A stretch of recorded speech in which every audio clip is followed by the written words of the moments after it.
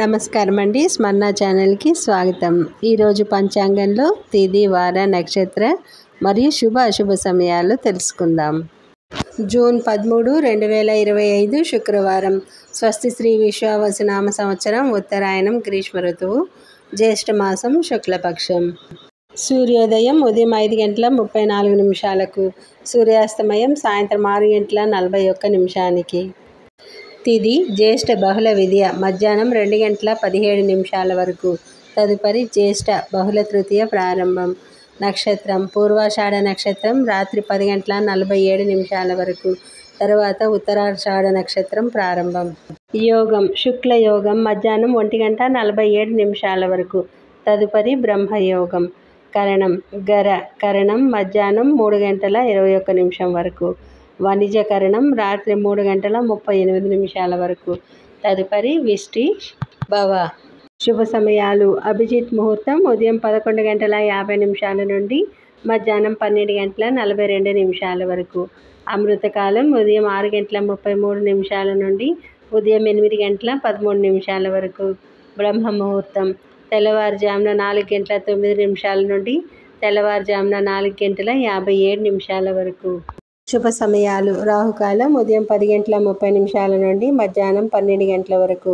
యమగండ కాలం మధ్యాహ్నం 3 నుండి మధ్యాహ్నం 4:30 వరకు. గుళిక కాలం ఉదయం 7:07 నుండి ఉదయం 8:51 వరకు. దుర్ముహూర్తం ఉదయం 8:03 నుండి ఉదయం 8:56 వరకు మరియు మధ్యాహ్నం 12:24 నుండి మధ్యాహ్నం 1:16 వరకు. వర్జ్యం ఉదయం 7:38 నుండి ఉదయం 9:19 వరకు. గురుమూఢమి సందర్భంగా వివాహాలు, గృహప్రవేశాలు లేవండి. చిన్న చిన్న శుభకార్యాలకి శుభముహూర్తాలు ఉదయం 10:30 నుండి ఉదయం 11 వరకు. సాయంత్రం 5:30 నుండి సాయంత్రం 5:42 వరకు. వేద క్యాలెండర్ ప్రకారం ఈ ఏడాది కృష్ణ పింగళ సంకటహర చతుర్థి జూన్ 14 వచ్చిందండి. శనివారం మధ్యాహ్నం 3:46 ప్రారంభమై జూన్ 15 మధ్యాహ్నం 3:51 ముగుస్తుంది. సంకష్టహర చతుర్థి జూన్ 14 శనివారం ఉదయం తిథితో జరుపుకుంటారు. చంద్రోదయం సమయం జూన్ 14 రాత్రి 10:07. ఈ రోజున వినాయక పూజ చేస్తే సర్వ విఘ్నాలు తొలగుతాయని నమ్మకం. గణేష పురాణంలో అనేక కథల రూపంలో కృష్ణ పింగళ సంకటహర చతుర్థి గణపతి వ్రతాచరణ వలన కలిగే లాభాలు వివరించారు.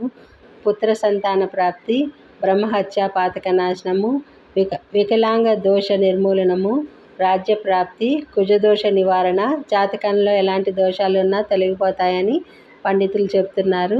ఈ వ్రతాన్ని వివాహాలకు ఆటంకాలను తొలగించేందుకు కూడా చేసుకోవచ్చు. కాబట్టి ఎలాంటి దోషాలున్నా శనివారం రోజు సంకటహర చతుర్థి వ్రతాన్ని చేసుకొని దోష నివారణ చేసుకుంటారని ఆశిస్తున్నాను. వీడియో కనుక నచ్చినట్లయితే లైక్ చేయండి. మరిన్ని వీడియోల కోసం సబ్స్క్రైబ్ చేయండి.